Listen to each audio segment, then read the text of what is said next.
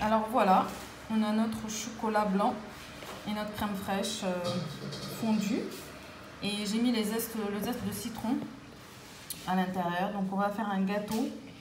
On va faire une base de gâteau pour une forêt blanche. Voilà, alors ça c'est ma recette. Hein. Que je partage avec vous. Ça sent juste trop bon, le zeste de citron. Alors, donc on va faire la génoise, le gâteau, la base pour la forêt blanche. Donc là j'ai mes jaunes d'œufs. Je prends une partie du sucre et je mélange avec les jaunes.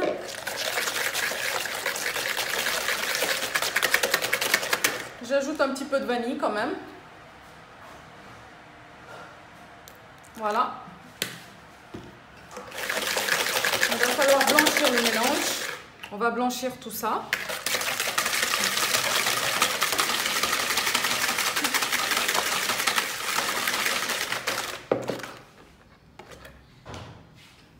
Alors, je vais ajouter mon mélange chocolat blanc, crème fraîche et zeste de citron. Ça sent trop bon. Voilà. Alors là, je partage avec vous une recette que j'ai mis du temps à trouver. Et croyez-moi, cette génoise est excellente. Donc maintenant qu'on a fait ça,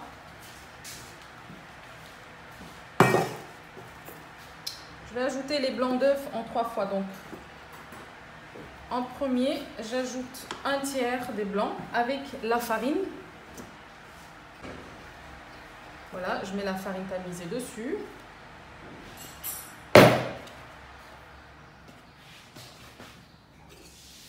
J'ajoute le beurre fondu.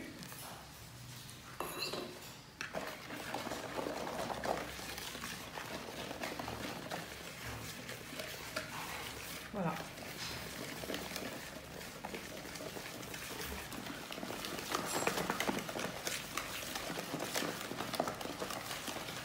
Voilà, ça y est. Maintenant, je prends la spatule et je vais rajouter le reste des blancs d'œufs en 2 fois. Alors, il faut mélanger vraiment délicatement. Vous raclez déjà les bords et il vous suffit juste de soulever l'appareil et de couvrir les blancs. Bien sûr, vous éparpillez les blancs un petit peu partout. Vous prenez du centre. En dessous, vous remontez, vous raclez les bords. Il faut faire attention de ne pas casser les bulles, parce que c'est ce qui fait monter le gâteau.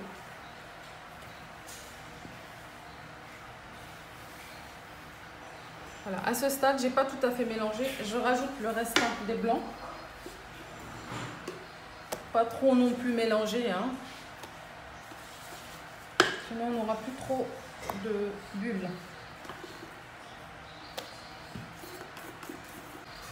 Donc vous montez les blancs avec la moitié du sucre.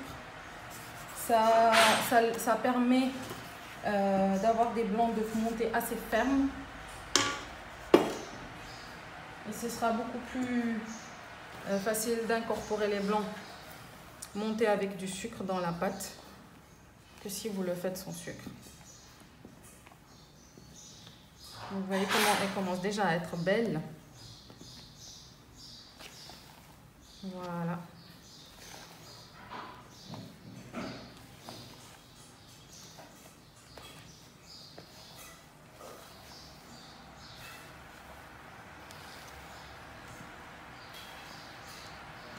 Voilà.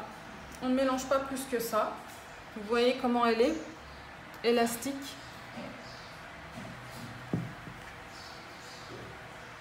Voilà, il y a un petit blanc là qui ne veut pas se casser.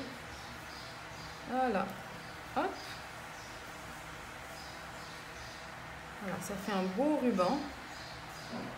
On arrête là. Je voulais insister sur un point.